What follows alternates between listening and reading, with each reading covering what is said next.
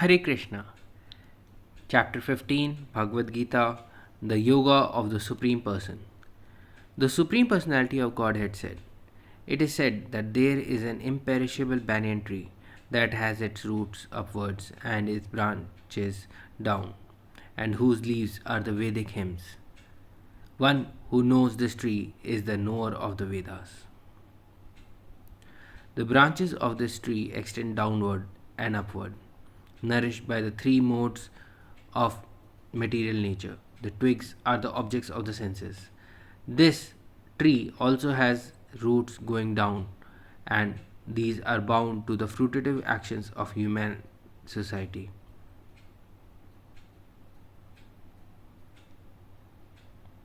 The real form of this tree cannot be perceived in this world. No one can understand where it ends, where it begins, or where its foundation is. But with determination, one must cut down this strongly rooted tree with the weapon of detachment.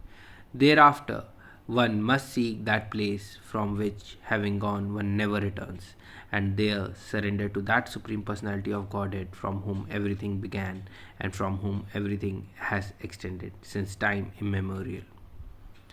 Those who are free from false prestige, illusion, and false association, who understand the eternal, who are done with material lust, who are freed from the dualities of happiness and distress, and who, unbewildered, know how to surrender on to the Supreme Person, attain to that eternal kingdom.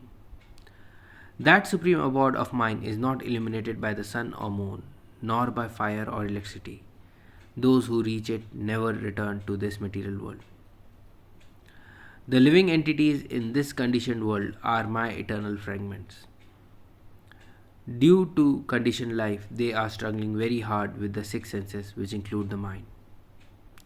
The living entity in the material world carries his different conceptions of life from one body to another, as the air carries aromas.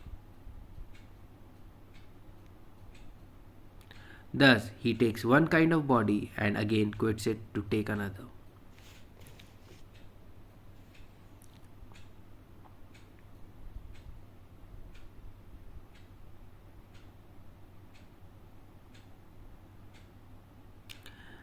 The living entity, thus taking another gross body, obtains a certain type of ear, eye, tongue, nose, and sense of touch, which are grouped about the mind. He thus enjoys a particular set of sense objects. The foolish cannot understand how a living entity can quit his body, nor can they understand what sort of body he enjoys under the spell of the modes of nature. But one whose eyes are trained in the knowledge can see all this. The enduring transcendentalists who are situated in self realization can see all this clearly, but those whose minds are not developed and who are not situated in self realization cannot see what is taking place, though they may try.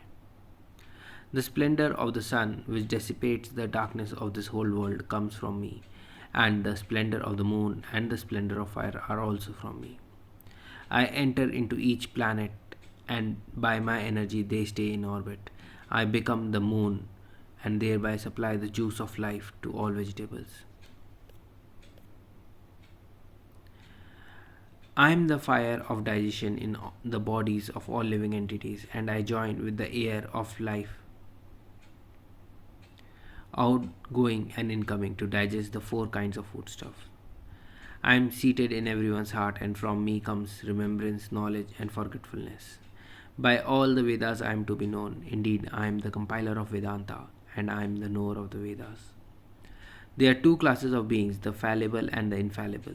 In the material world, every living entity is fallible, and in the spiritual world, every living entity is called infallible. Besides these two, there is the greatest living personality, the Supreme Soul, the imperishable Lord Himself, who has entered the three worlds and is maintaining them.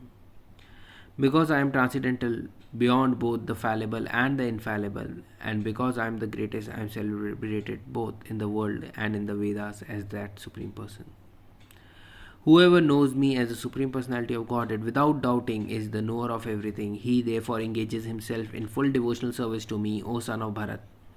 This is the most confidential part of the Vedic scriptures, O sinless one, and it is disclosed now by me. Whoever understands this will become wise, and his endeavors will know perfection. Hare Krishna.